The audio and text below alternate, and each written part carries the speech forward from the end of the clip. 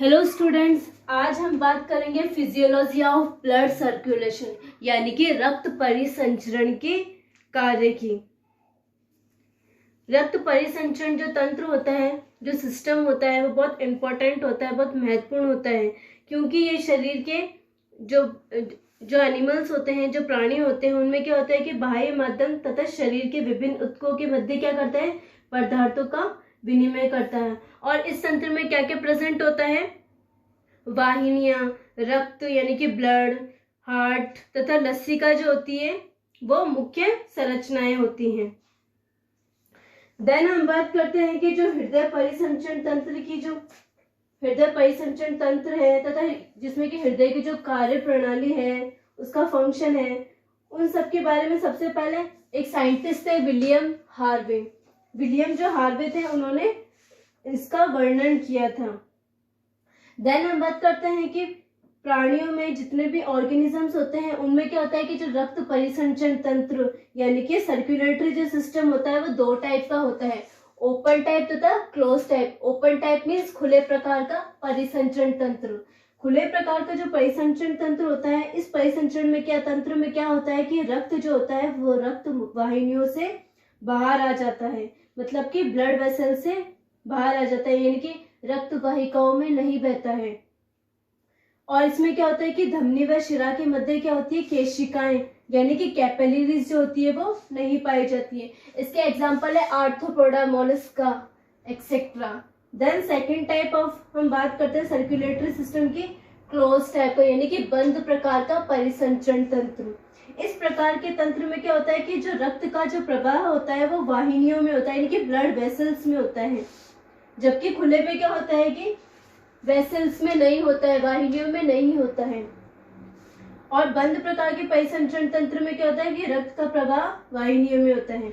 धमनी व शिरा के मध्य क्या पाई जाती है, केशिकाएं, कोशिकाएं यानी कि कैपिलरीज पाई जाती है, ब्लड कैपिलरीज। इसके एग्जांपल है एनेलिडा, सिफेलोपोड्स और जितने भी वर्टिब्रेट, जितने भी कॉर्डेट्स एनिमल्स है, कशेरुक प्राणी, उन सब में पाया जाता है। अब हम बात करेंगे परिसंचरण माध्यम यानी कि सर्कुलेटरी मीडियम। ये सर्कुलेटरी जो मीडियम होते हैं वो निम्न प्रकार के हो सकते हैं, हीमोलिम्फ, लिम्फ तथा हाइड्रोलिम्फ।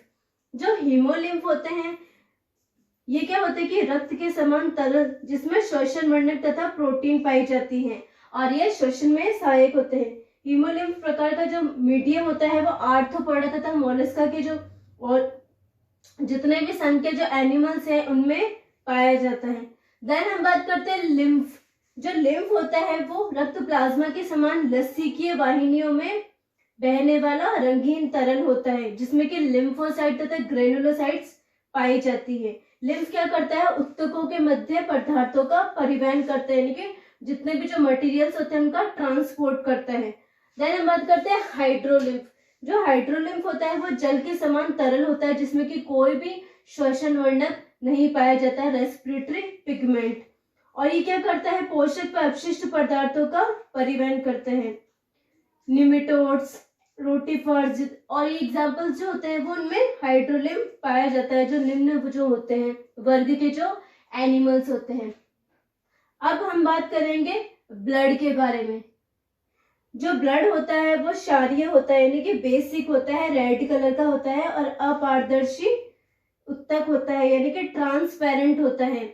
और ये रक्त वाहिनियों तथा हृदय में से होकर निरंतर क्या होता है, परिक्रमा लगाता रहता है। ब्लड की जो उत्पत्ति होती है, रक्त की जो उत्पत्ति होती है, भ्रूणीय मेसोडर्म से होती है और इसे दो भागों में बांटा गया है, प्लाज्मा तथा कणिका यानी कि कार्पसल्स। यानी कि इनका कंपोजिशन अगर हम देखते हैं तो सबसे पहले हम बात करते हैं प्लाज्मा। जो प्लाज्मा होता है वो हल्के पीले रंग का होता है तथा आधारभूत तरल भाग होता है और ये ब्लड का यानी कि रक्त का 55% जो भाग होता है वो प्लाज्मा बनाता है। इसमें जो जल की मात्रा होती है वो 90% होती है, जबकि जो सॉलिड यानी कि जो ठोस पदार्थ होते हैं उनकी मात्रा 10% होती है। इसमें क्या होता है कि और बाकी के है ना, जैसे कि अकार्बनिक तथा कार्बनिक पदार्थ प्लाज्मा प्रोटीन्स के होते हैं, वो सॉलिड उसका भाग बनाते हैं। सबसे पहले हम बात करेंगे प्रोटीन्स के बारे में कि प्रोटीन्स के अलावा हाँ, इसमें अकार्बनिक जो पदार्थ होते हैं वो कौन कौन से होते हैं? Sodium chloride, potassium sulphate, calcium phosphate, iron carbonate, magnesium bicarbonate, iodide, ये सब के होते हैं। जो लवण होते हैं वो अत्यंत शुष्क मात्रा में पाए जाते हैं, अकार्बनिक लवण। देन हम बात करते हैं कार्बनिक पदार्थ यानी कि ऑर्गेनिक मटेरियल्स, प्लाज्मा के जो ऑर्गेनिक जो मटेरियल्स होते हैं। सबसे पहले हम बात करते हैं प्रोटीन्स की, कि ब्लड प्लाज्मा में जो प्रोटीन्स होती है वो कौन कौन सी होती है? एल्बुमिन, ग्लोब्यूलिन, प्रोथ्रोम्बिन तथा फाइब्रिनोजन। जो प्रोथ्रोम्बिन होती है, जो एल्बुमिन, ये कोलाइडल रूप में पाई जाती है, यानी कि कोलोइड्स रूप में पाई जाती है। इनमें क्या होता है कि ये सभी क्या होता है कि इसके परासरणी दाब यानी कि ऑस्मोटिक प्रेशर का नियंत्रण रखती है। ये प्रोटीन्स क्या होती है कि लीवर में बनती हैं। जो फाइब्रिनोजन और जो प्रोथ्रोम्बिन होते हैं ये क्या करते हैं? रक्त का थक्का यानी कि ब्लड क्लॉट बनाने में क्या करते हैं? हेल्प करते हैं। जबकि जो एल्बुमिन तथा ग्लोब्यूलिन जो उत्तक होते हैं, टिश्यूज होते हैं, ये क्या करते हैं? द्रव तथा कोशिकाओं में जल का नियमन यानी कि वाटर का रेगुलेशन करती है, पदार्थों के संवहन में सहायक होती है। इसके अलावा संक्रामक जो रोग होते हैं, जो इन्फेक्शियस जो डिजीज होती है, उनसे शरीर को सुरक्षा प्रदान करती है। इसके अलावा कुछ कार्बोहाइड्रेट जैसे ग्लूकोज, ग्लैक्टोज, ये सब भी पाए जाते हैं। इसके अलावा जितने भी प्रकार के जो वसाएं होती है जैसे कि कोलेस्ट्रॉल, फॉस्फोलिपिड, लेसिथिन, ये सब भी कहाँ पाए जाते हैं? नॉन प्रोटीन्स के। इसके अलावा ये सब पाए जाते हैं वसाएं। और एंजाइम्स जैसे amylase, proteases, lipase, phosphatase, antibodies, vitamin, ये सब भी पाए जाते हैं। इसके अलावा कुछ घुली हुई गैसें जैसे कि O2, ऑक्सीजन, नाइट्रोजन तथा कार्बन डाइऑक्साइड, ये सब भी पाए जाते हैं। इसके अलावा नॉन प्रोटीन्स पदार्थ तथा नाइट्रोजनस पदार्थ, ये सब भी क्या होते हैं कि पाए जाते हैं प्लाज्मा के अंदर। देन हम बात करते हैं ब्लड के बारे में, यानी कि ब्लड कंपोजिशन में जो मेन है ब्लड सेल्स, जैसे कि कार्पसल जिनको कि हम कह सकते हैं, जैसे कि आरबीसी, डब्ल्यूबीसी, प्लेटलेट्स, इनके बारे में बात करेंगे।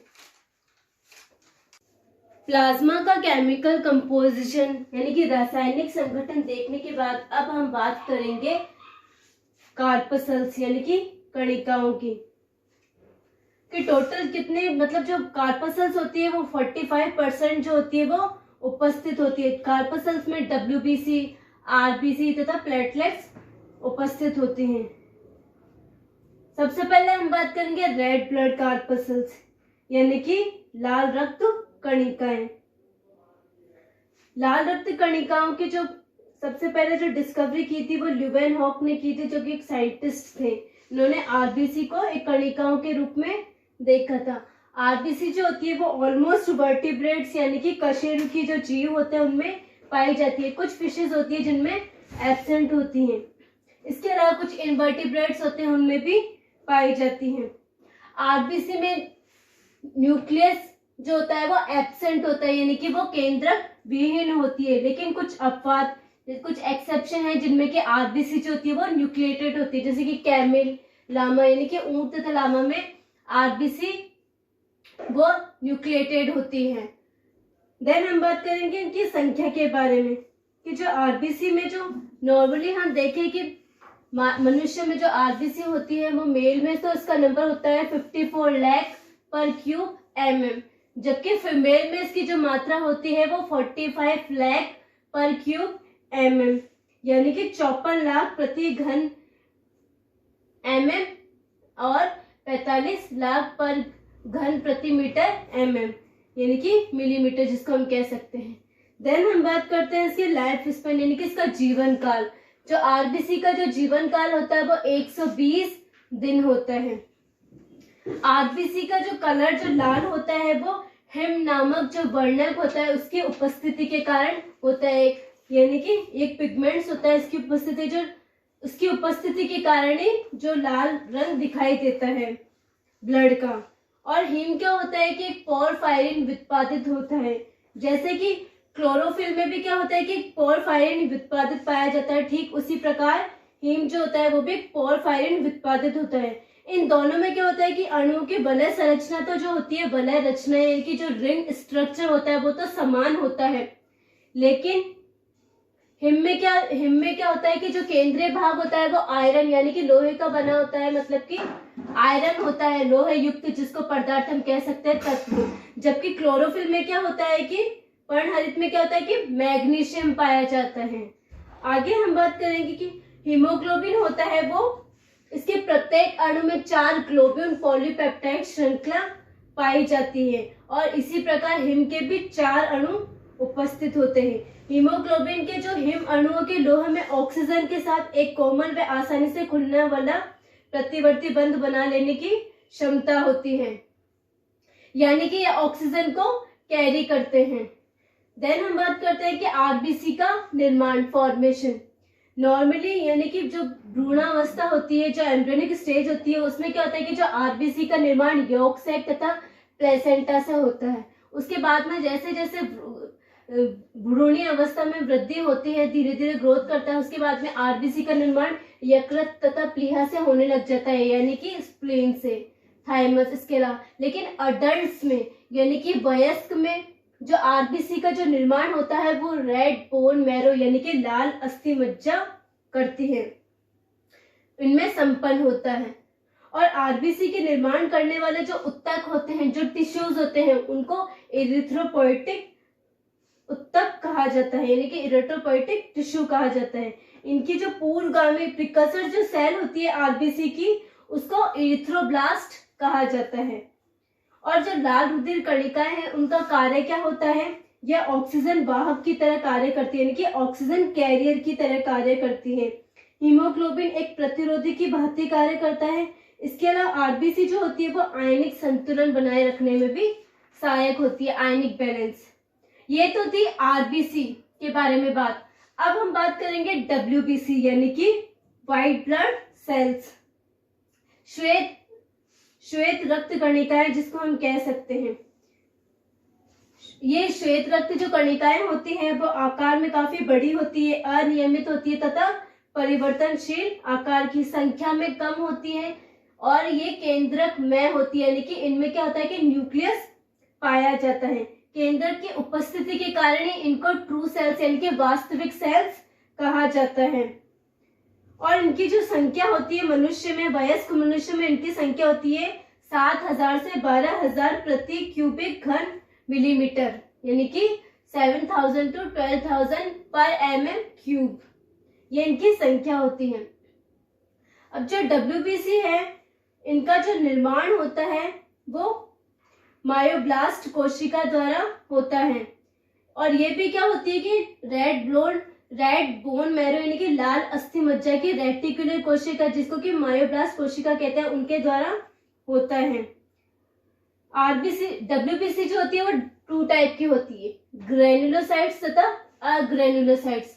ग्रेनुलोसाइट्स मीन कणिका में श्वेत रक्त कणिकाएं। ये संख्या में लगभग 70 to 75% होती है और इनकी गोलाकार आकृति होती है और इनके कोशिका द्रव्य में अनेक कणिकाएं पाई जाती है और कणिकाओं की उपस्थिति के कारण क्या होता है, इनको ग्रेनुलोसाइट्स कहा जाता है। डब्ल्यूबीसी का जो जीवन काल होता है वो 12 से 13 दिनों तक का होता है। ग्रेनुलोसाइट्स को 3 प्रकार में बांटा गया है, बेसोफिल्स, इओसिनोफिल्स तथा न्यूट्रोफिल्स। सबसे पहले हम बात करेंगे इओसिनोफिल्स यानी कि एसिडोफिल्स की। ये जो श्वेत रक्त जो कणिकाएं होती है ये 1 से 4% होती हैं।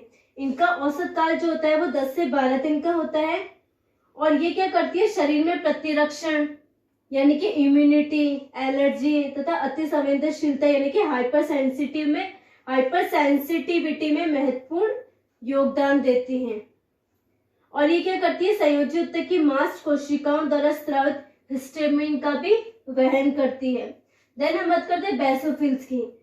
ये 0 से 2% उपस्थित होती हैं और ये क्षारीय अभिरंजकों से जैसे कि मेथिलीन ब्लू से का जो रंग ग्रहण करती है, इसलिए इनको बेसोफिल्स कहा जाता है। इनका केंद्रक जो होता है वो बड़ा होता है इनका औसत जीवन काल होता है वो 15 दिन का होता है। ये कोशिकाएं क्या करती हैं? मांस कोशिकाओं द्वारा स्रावित हिपेरिन, हिस्टामिन आदि का वहन करती हैं। देन हम बात करते हैं न्यूट्रोफिल्स की। जो न्यूट्रोफिल्स होती है वो सबसे अधिक यानी कि 60 to 70% उपस्थित होती हैं और ये सब संख्या में सबसे अधिक होती हैं। इन्हें सबसे सक्रिय श्वेत रक्त कणिकाएं माना गया है। इनमें लाइसोसोम एंजाइम की तरह पाचक जो एंजाइम्स होते हैं वो पाए जाते हैं। देन हम बात करते हैं अग्रेन्युलोसाइट्स यानी कि अकणिकीय में, जिनकी दो प्रकार की होती है, लिम्फोसाइट तथा मोनोसाइट। जो अग्रेन्युलोसाइट्स में क्या होता है कि कोशिका द्रव्य में कणिकाएं नहीं पाई जाती हैं और एक ही केंद्रक होने के कारण इन्हें मोनोन्यूक्लियर कार्पसेल्स भी कहा जाता है। सबसे पहले बात करते हैं लिम्फोसाइट की। जो लिम्फोसाइट होते हैं ये आकार में छोटे होते हैं तथा इनका जो परसेंटेज होता है वो 20 से 30% होता है। इनका निर्माण कहाँ होता है? लिम्फोब्लास्ट कोशिका से होता है और इनका प्रमुख कार्य प्रतिरक्षी प्रतिक्रिया हेतु बीटा, गामा तथा ग्लोबुल प्रोटीन्स बनाना होता है। लिम्फोसाइट्स नॉर्मली क्या करते हैं? उत्तकों की मरम्मत यानी कि टिश्यू रिपेयर में सहायक होते हैं। मोनोसाइट्स की बात करें तो ये 5 से 12% उपस्थित होती है, संख्या में कम होती है और इनका जो केंद्रक होता है वो बड़ा होता है और जीवद्रव्य की जो मात्रा होती है वो लिम्फोसाइट की तुलना में भी अधिक होती है। ये फैगोसाइटोसिस यानी कि भक्षण में सहायक होते हैं। अब हम बात करेंगे WBC के कार्य यानी कि इनके फंक्शंस। ये क्या करते हैं? थ्रोम्बस बनाने की क्रिया को उत्तेजित करते हैं। इनके द्वारा स्रावित जो होता है सेरोटोनिन, वो क्या करता है? रक्त वाहिनियों के व्यास को घटाने का कार्य करता है। पोषण, वृद्धि तथा उत्तकों की वृद्धि हेतु, मरम्मत हेतु ट्रेफोन नामक पदार्थ का स्रावण करना, हिस्टामिन तथा हिपेरिन का स्रावण करना। इसके अलावा जितने भी जो एंटीबॉडीज होती है, जितने भी टाइप की जो प्रतिरक्षी होती है, उनका निर्माण भी WBC के द्वारा किया जाता है। इसके अलावा ये शरीर के रोगाणुओं से सुरक्षा करती है फैगोसाइटोसिस प्रोसेस द्वारा। आगे ब्लड प्लेटलेट्स यानी कि रुधिर बिंबाणु। थर्ड टाइप की जो सेल्स होती है वो ब्लड प्लेटलेट्स होती हैं। ये स्तनधारियों के अतिरिक्त जितने भी अन्य समस्त कशेरुकी होते हैं उनमें थ्रोम्बोसाइट के स्थान पर पाई जाती हैं। मैमल्स में तो ये ब्लड प्लेटलेट्स होती हैं, लेकिन अदर जो वर्टिब्रेट्स होते हैं उनमें थ्रोम्बोसाइट्स पाई जाती हैं, जिन्हें कि ब्लड प्लेटलेट्स कहा जाता है। इनमें क्या होता है कि ये सबसे पहले तो कलरलेस होती है यानी कि रंगहीन होती है। इनमें न्यूक्लियस होता है वो एब्सेंट होता है यानी कि अनुपस्थित होता है। देन इनमें ग्रेन्यूल्स यानी कि कणिकाएं पाई जाती है। इनके जीव द्रव्य में कणिकाएं पाई जाती है। इनका जो साइज होता है वो दोनों प्रकार की सेल्स यानी कि RBC तथा WBC के कंपैरिजन में छोटा होता है और इसका जो लाइफ स्पैन यानी कि जो जीवन काल होता है वो 3 से 10 दिन तक का होता है। इनका जो उत्पादन होता है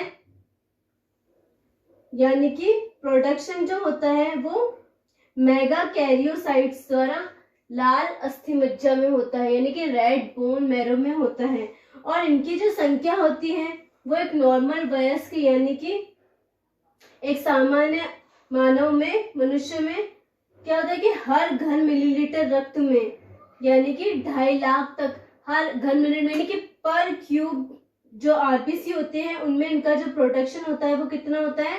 2.5 लाख होता है। देन हम बात करते हैं रुधिरोत्पत्ति यानी कि हीमोपोइसिस।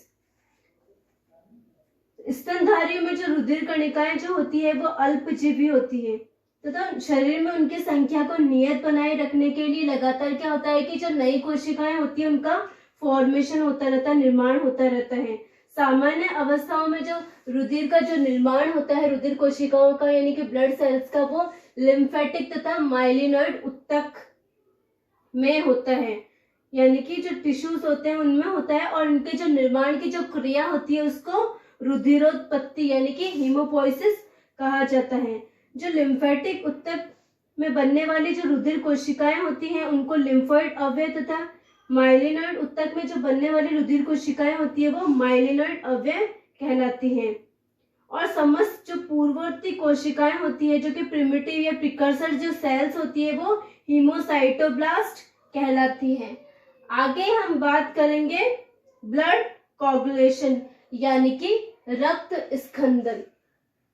चोट लगने पर या चोट लगने पर क्या होता है कि जो घाव से होता है वो कुछ ब्लड निकलता है।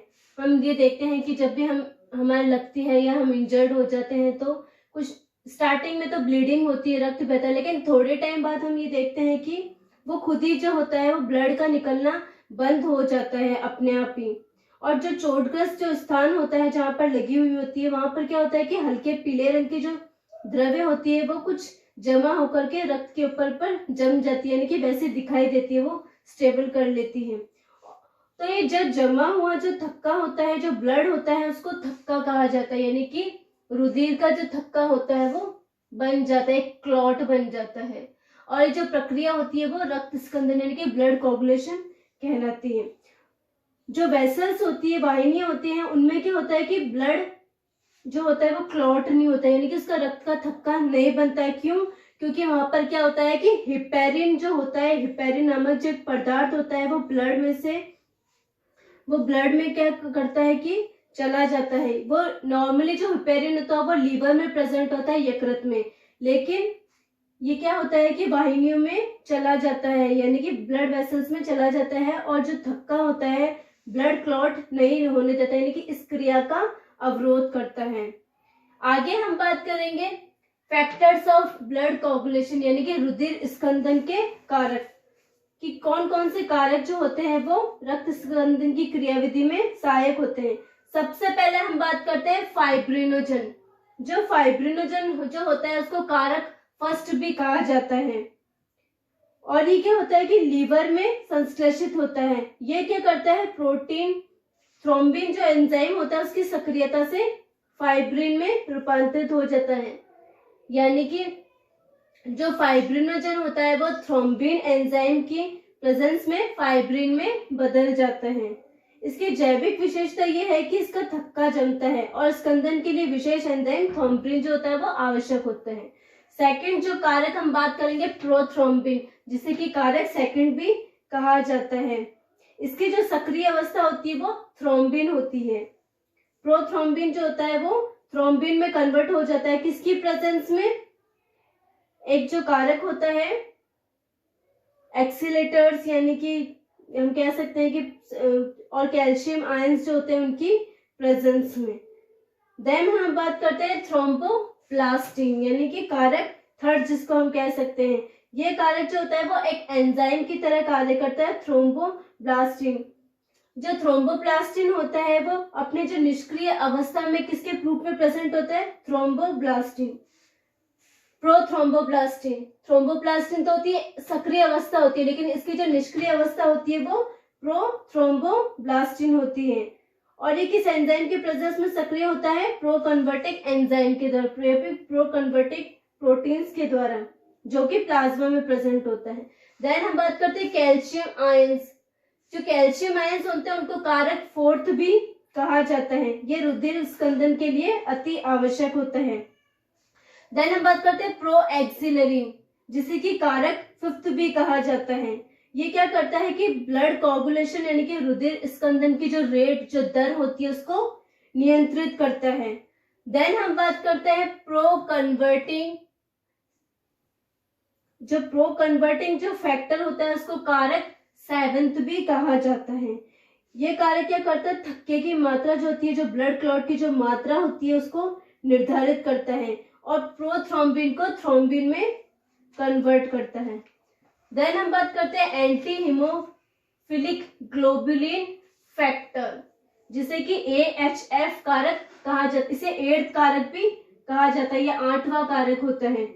इस कारक की कमी के कारण क्या होता है, जो एंटी हीमोफिलिक ग्लोबुलिन जो कारक होता है इसकी कमी के कारण क्या होता है, हीमोफीलिया रोग हो जाता है। और ये जो कारक होता है वो क्लॉट बनने में यानी कि थक्का बनने में पूर्णतः काम में ले लिया जाता है। देन हम बात करते हैं क्रिसमस कारक की। क्रिसमस कारक को 9th कारक भी कहा जाता है और ये सबसे पहले जो क्रिस्मस नाम के जो पेशेंट थे, जो रोगी थे, ये कारक सबसे पहले उनमें ढूंढा गया था, तो इस कारक को क्रिसमस कारक कह दिया जाता है। ये नॉर्मली क्या होता है कि सीरम, ये प्लाज्मा से मिलता है। इसकी कमी के कारण भी क्या होता है, हीमोफीलिया की तरह रोग होता है। देन हम बात करते हैं स्टुअर्ट प्रावर कारक, जिसे कि कारक 10 यानी कि कारक 10th भी कहा जाता है। देन हम बात करते हैं प्लाज्मा थ्रोम्बोप्लास्टिन पूर्ववर्त यानी कि प्लाज्मा थ्रोम्बोप्लास्टिन प्रिकर्सर्स कारक, जिसे कि कारक क्या कहा जाता है, 11th कारक भी कहा जाता है।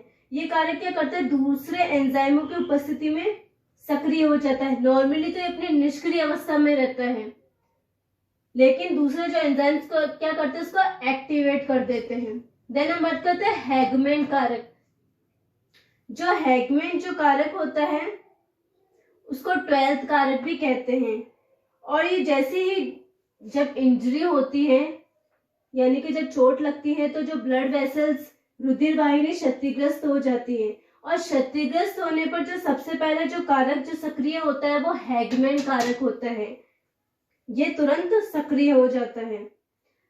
देन बात करते हैं फाइब्रिन स्थिरीकृत कारक, जिसे कि कारक 13वां भी कहा गया है। 13 जो कारक होता है, ये प्लाज्मा में पाई जाने वाली एक प्रोटीन होती है, फाइब्रिन स्टेबलाइजिंग फैक्टर, और ये क्या करती है कि विलयशील फाइब्रिन का पॉलीमेराइजेशन यानी कि बहुलीकरण कर उसे अविलय यानी कि इनसॉल्युबल बना देता है।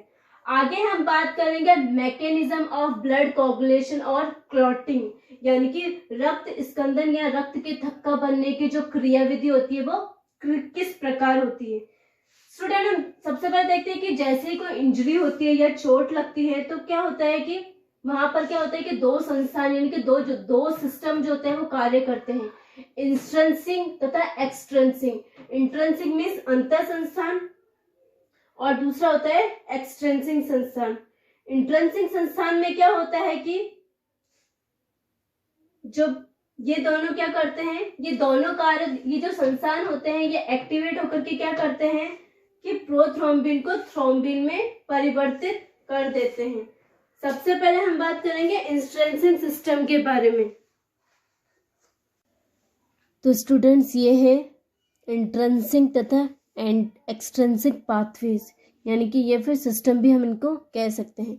स्टूडेंट, सबसे पहले हम बात करते हैं इंट्रिंसिक सिस्टम यानी कि उसके पाथवे के बारे में, कि जैसे इंजरी होती है, चोट लगती है, तो वैसे भी क्या होता है कि जितने भी फैक्टर्स जो होते हैं वो एक दूसरे को एक्टिवेट करते जाते हैं। इनमें सबसे पहले हम बात करते हैं फैक्टर 12 के बारे में। जो फैक्टर 12 होता है वो फैक्टर्स जो उसकी वो कैल्शियम की उपस्थिति में सबसे पहले एक्टिवेट होता है चोट लगने पर, जिसको कि हैगमैन फैक्टर कहते हैं। और ये हैगमैन जो फैक्टर होता है वो फर्दर एक्टिवेट करता है 11th को, जो 11th होता है वो एक्टिवेट करता है 9th को। इस तरह से हम देख सकते हैं कि ये फैक्टर्स जो होते हैं वो एक दूसरे को एक्टिवेट कर रहे हैं, और इसमें क्या हो रहा है कि जो कैल्शियम आयंस जो होते हैं वो भी काम में आ रहे हैं, यानी कि उनकी प्रेजेंस में ये सब हो रहा है। और स्टूडेंट्स, ऐसे इस तरह से हम देख सकते हैं कि जितने भी जो फैक्टर्स होते हैं और ये सब जो ये ब्लड में उपस्थित होते हैं, रक्त में उपस्थित होते हैं, जिसके फलस्वरूप क्या होता है कि थ्रोम्बोप्लास्टिन का फॉर्मेशन होता है, थ्रोम्बोप्लास्टिन का निर्माण होता है ब्लड के अंदर। ऐसे ही हम बात करेंगे एक्सट्रिंसिक पाथवे में, यानी कि जो बहिस्त्व जो बाह्य जो पाथवे होता है उसमें क्या होता है कि जो टिश्यू डैमेज होते हैं और जो प्लेटलेट्स होते हैं उनके सहयोग से क्या होता है कि फॉस्फोलिपिड प्रोटीन्स यानी कि एक टिश्यू थ्रोम्बोप्लास्टिन का फॉर्मेशन होता है। ये किस प्रकार होता है कि टिश्यू के डैमेज होने पर सबसे पहले क्या होता है कि जो कैल्शियम की प्रेजेंस में क्या होता है कि जो फैक्टर जो 7th होता है जिसे कि प्रो कन्वर्टिंग कहते हैं, ये क्या करता है कि अभिक्रिया करके एक जो बाह्य कारक जो होता है 10th, जिसे कि स्टुअर्ट कारक भी कहते हैं, उसको सक्रिय करता है, यानी कि उसको एक्टिवेट करता है। और ये जो 10th एक्टिवेट करता है ये क्या करता है कि एक प्लाज्मा में उपस्थित जो लेबाइल कारक है यानी कि जो 5th कारक है उसको एक्टिवेट करता है। और इसमें क्या होता है कि फॉस्फोलिपिड तथा जो कैल्शियम आयंस होते हैं वो भी इंक्लूड होता है, जिसके फलस्वरूप क्या बनते हैं, थ्रोम्बोब्लास्टिन का फॉर्मेशन होता है। और ये जो थ्रोम्बोप्लास्टिन होते हैं ये क्या करते हैं, फर्दर जो होते हैं ये क्या करते हैं, प्रोथ्रोम्बिन को थ्रोम्बिन में बदल देते हैं। प्रोथ्रोम्बिन जो कि अपनी फर्स्ट मतलब कि स्टार्टिंग के स्टेज में रहता है, लेकिन ये क्या करता है कि थ्रोम्बिन में बदल देता है। और ये जो थ्रोम्बिन होता है, थ्रोम्बिन के प्रभाव से क्या होता है कि जो थ्रोम्बिन अपनी सक्रिय अवस्था में आ जाता है, और ये सक्रिय होकर के क्या करता है, फाइब्रिनोजन जो कि क्या होता है कि अपने एक से अधिक जो पेप्टाइड्स होता है वो उसको खो देता है, और उसका हाइड्रोलिसिस हो जाता है, यानी कि जल अपघटन हो जाता है। इसके जल अपघटन होने के फलस्वरूप क्या होता है कि एक विलय जो होता है, एक स्थायी फाइब्रिन यानी कि थक्के का निर्माण होता है। और इस प्रेजेंस में और इसकी उपस्थित और इसमें कौन एंजाइम उपस्थित होता है, इसमें एक फाइब्रिनेज जो एंजाइम होता है, और तथा कैल्शियम जो एंजाइम्स जो होते हैं, वो कैल्शियम आयंस जो होते हैं वो भी काम में आते हैं। कैल्शियम आयन तथा फाइब्रिनेज एंजाइम की उपस्थिति में फाइब्रिनोजन जो होता है वो फाइब्रिन में कन्वर्ट हो जाता है, और थ्रोम्बिन जो होता है उसमें मुख्य भूमिका निभाता है। देन हम बात करते हैं कि जो फाइब्रिन जो बनते हैं सबसे पहले वो कैसे होते हैं, मोनोमर्स होते हैं, यानी कि एकक होते हैं। और इसमें क्या होता है कि एक सक्रिय कारक थ्रोम्बिन की उपस्थिति में परिवर्तित किया जाता है। जो मोनोमर्स होते हैं वो अस्थायी होते हैं, लेकिन मोनोमर्स में क्या होता है कि पॉलीमराइजेशन होता है, यानी कि बहुलकीकरण की प्रक्रिया होते हैं, जिसकी वजह से जो फाइब्रिन पॉलीमर्स का निर्माण हो जाता है। और ये जो फाइब्रिन जो पॉलीमर्स होते हैं वो क्या करते हैं कि परमानेंट क्लॉट बनाते हैं, यानी कि रक्त का थक्का बनाते हैं। और इस परिवर्तन के लिए मोनोमर से पॉलीमर्स बनाने के लिए जो मेन जो कारक काम में आता है उसको बोलते हैं फाइब्रिन स्टेबलाइजिंग फैक्टर, यानी कि स्थायी कारक हम जिसको कह सकते हैं फाइब्रिन स्थिरीकृत कारक, जो कि क्या करते हैं कि फाइब्रिन मोनोमर्स का बहुलकीकरण करते हैं, उनको पॉलीमर्स बनाते हैं। और ये जो फाइब्रिन प्रोटीन का जो बना हुआ जाल होता है वो रक्त प्लेटलेट्स में क्या होता है कि उपस्थित जो संकुचित जो प्रोटीन्स होते हैं थ्रोम्बोस्थेनिन उनकी प्रेजेंस में बनता है। कुछ समय बाद ये जो थ्रोम्बोस्थेनिन होते हैं वो क्या करते हैं, वापस सिकुड़ जाते हैं क्लॉट बनने के बाद में, और सीरम को निकाल देते हैं। तो ये तो थे स्टूडेंट्स के एक्सट्रिंसिक और इंट्रिंसिक पाथवे के थ्रू कैसे होता है कि फाइब्रिन का फॉर्मेशन होता है। जो फाइब्रिन जो होता है वो रक्त का थक्का बनाता है।